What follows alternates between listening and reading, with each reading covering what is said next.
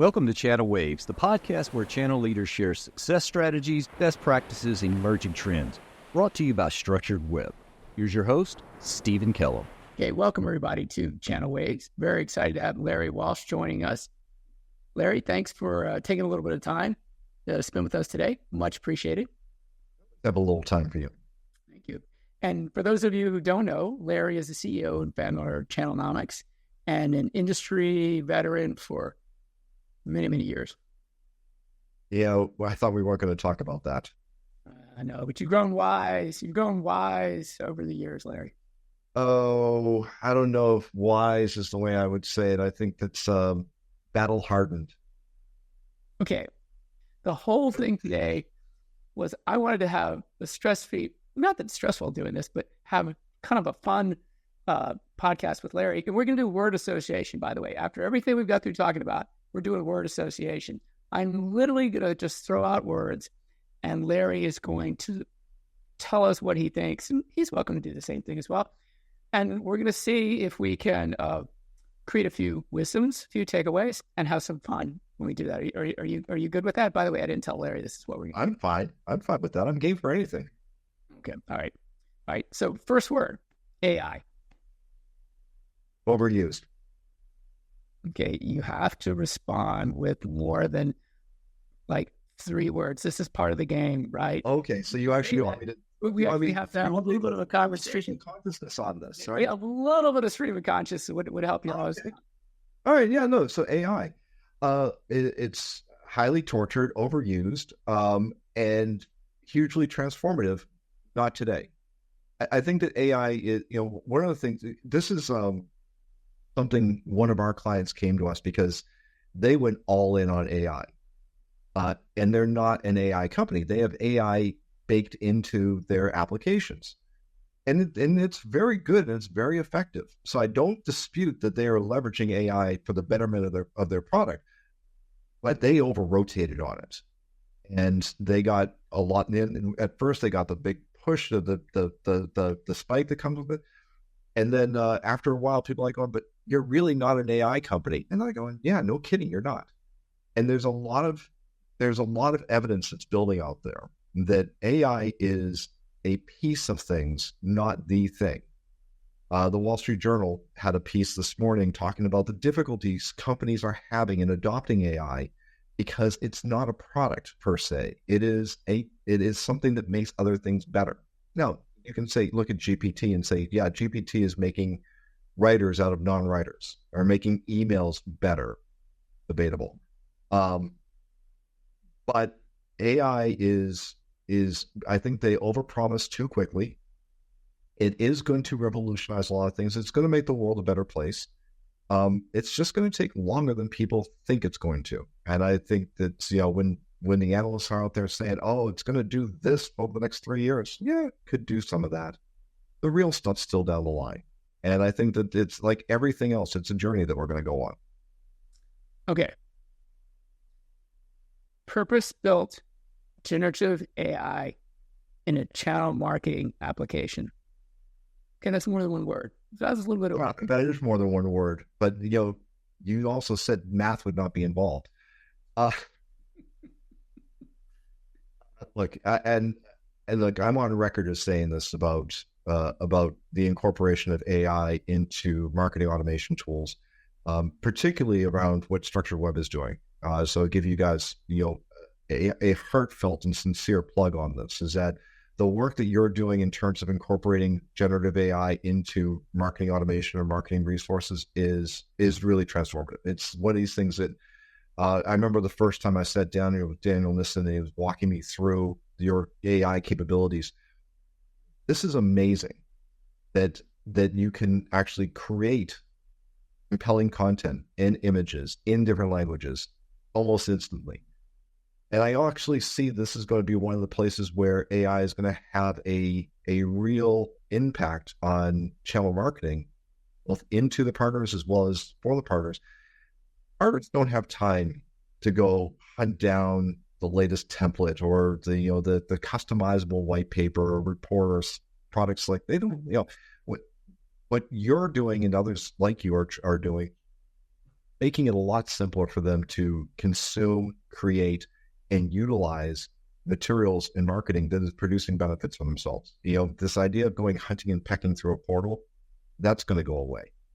I think that's the real value that comes out of the AI use case that StructuredWeb has developed. Irish whiskey. Writer's tears every day. I mean, like, you want I had to throw that one out there because I wasn't sure whether your feelings about purpose-built generative AI were before we shared a glass of whiskey or after we. Oh, no. Well, I mean, look, I mean, it's hard for me to talk about Irish whiskey since I quit drinking. Wait, really? Wait. Yeah, no, I ran out last night. I have to stop at the store on my way home from work. Okay. Yeah. We're going to switch back and forth. Attribution. Yeah. I can't put my finger on it. Okay. Which, by the way, is the problem with attribution. Is that... It had me there for a minute. I was like, come on.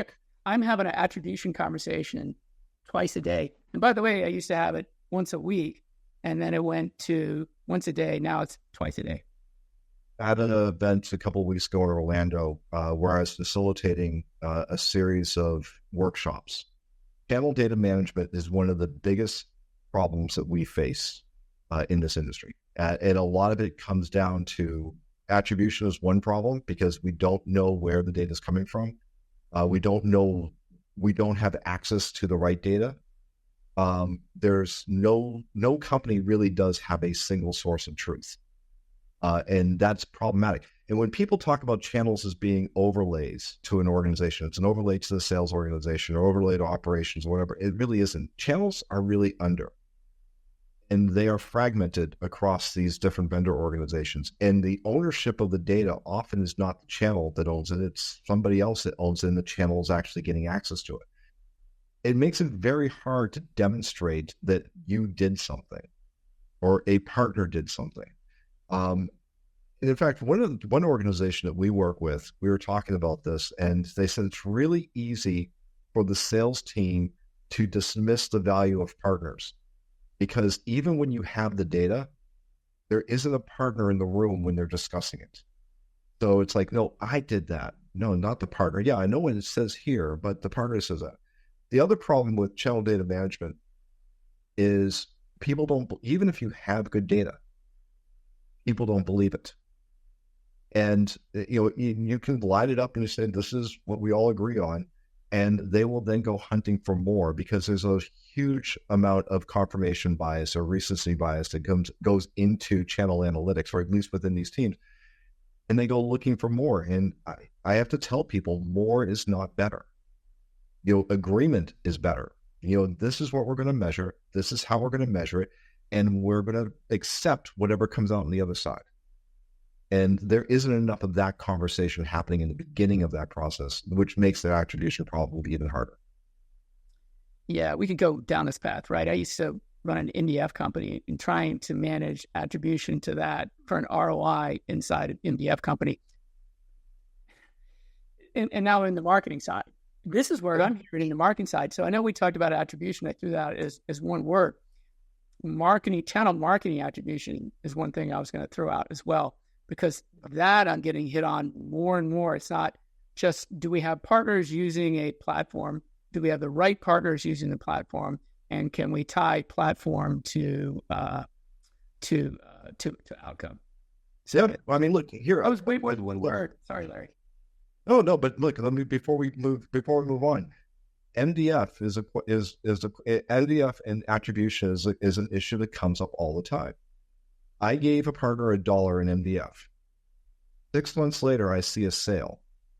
Did the MDF lead to that sale? And the answer to that question is maybe. Okay. But all kinds of other things happen in between.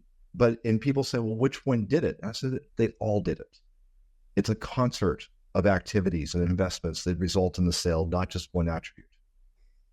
Okay, we could do one just on MDF. Or we should just do one on ROI. MDF. Because, by the way, so how different is that from channel marketing? Oh, I had someone use your platform to run a demand generation campaign. And they sold something down the road. Now we can tie in some sort of code to try to track it to deal registration. But once again, it's attribution at a fairly high level because of a lot of other things. But people are really getting hit hard by executives right now on that, Larry. Of marketing attribution, whether it's through channel or not. And it's a real challenge for people. Well, look, the trend line has been the same for the past 2.5 years. Channel budgets are under a huge amount of pressure, which means there has to be more justification for investment, and there has to be more of a result driven from whatever is happening. And so you put those things together is that it's always going to lead to more questions on the other side, not, celebrations that something worked. Here's the challenge, right? Especially in the long tail, is partners don't want to give that information as they're going through a sales cycle, even if they do that, back to vendors, right? And we could talk forever about the historical reasons for that. And it's a real challenge today until there's a trust enough that they can do that. I am seeing in the one to few, the managed partners, you got 4 vendors and 4 partners going to a buyer. They're all co-selling, co-marketing together. That's pretty good. But still a real challenge. And I'm wondering, are we ever going to get to the point where, partners can actually help with that attribution? Would they be willing to give more of that data? Or how do we do that so that more of that data flows back and we can actually really manage efforts to results? Data reporting, data sharing is a thorny issue amongst partners because first of all, it requires a huge amount of trust between them and the vendor that the data is not going to get misused or it's not going to get flipped to somebody else. One of the problems that happens is that the vendors will say, look, give us your data, give us your point of sales data, and we're going to enrich it and give it back to you so you have better intelligence. Well, that doesn't always work out well in terms of, yes, the process will happen, but does it actually result in something meaningful? Not necessarily. The other problem, though, is that giving the vendors more data is problematic. There's not a data sharing standard. There's not one way to do this. And I was having a conversation with a large reseller in Europe not too long ago. We were talking about this because one of their vendors had implemented this as a requirement. You had to submit your point of sales data, and I think it was like on a weekly cycle. This is hundreds of millions of dollars in product being moved around. Right. He had a team of 20 people working on it. Wait, not working on selling, not working on demand, not working in go-to-market strategy, but working on getting the data back to the vendor. Yeah. It's a huge resource strain on the partners. So you combine the trust issue with the value issue with the cost that goes into it. It's a big burden. That's a burden to place on the partners. Now, if I could wave a magic wand and say, yeah, we can go fix this, that would be remarkable. But it's not one of those things that's going to happen tomorrow. Okay, let's wind it down. Last one, 2025. I wish I had an easy answer for that. So here's what I will tell you. So Channelnomics, every quarter we publish our Partner Confidence Index for Q4. And the basic question is, tell us what you think over the next 12 months. Yep. And partner confidence for the next 12 months is actually ticking up. So for much of 24, it's been at 10-year lows. For Q4, it actually jumped up, and the trend line looks like it's going to continue to go up. We'll know more in January when we release Q1 for 25. The outlook is pretty strong, at least in North America. So North America, tech spending is expected to continue to climb. Globally, tech spending is, I think the analyst firms, they're overly optimistic to hyperbolic in terms of their projections. I mean, I've seen double-digit growth projections from some analyst firms. I'm like, going, that's not going to happen. But it's going to be strong. The problem is that it's not going to be uniform. It's not going to be in every category. And I think that's where we're going to continue to see adjustments across the industry, is that there's going to be, like in anything else, there's going to be some winners and some losers. There's going to be products that commoditize that don't do as well. There's going to be new products that will come on that will either take off or they'll struggle to find their place. But generally speaking, what I've been saying since the beginning of 23 was going to be terrible. It was. First half of 24 was going to be hard. It was. The second half is showing signs of life, better signs of life. Things are feeling a lot better, and we're seeing that not just in the channel, but also in the macroeconomic trends. And the expectation is that we're going to continue to see good times, or better conditions through 25 and 26. That's my expectation. Now, that's North America, and globally, Europe is Europe is in a different place. Asia is in a different place. Latin America is a mixed bag. I don't even want to talk about Africa. Europe is in a tough spot. Inflation. They don't have the same economic base as we do, and they have more problems than we do. Okay, the last word: happiness. Getting to do this every day. Honestly, I tell this. I met somebody for the first time last week. Clients, one of our clients, and they wanted me to talk with one of their new executives.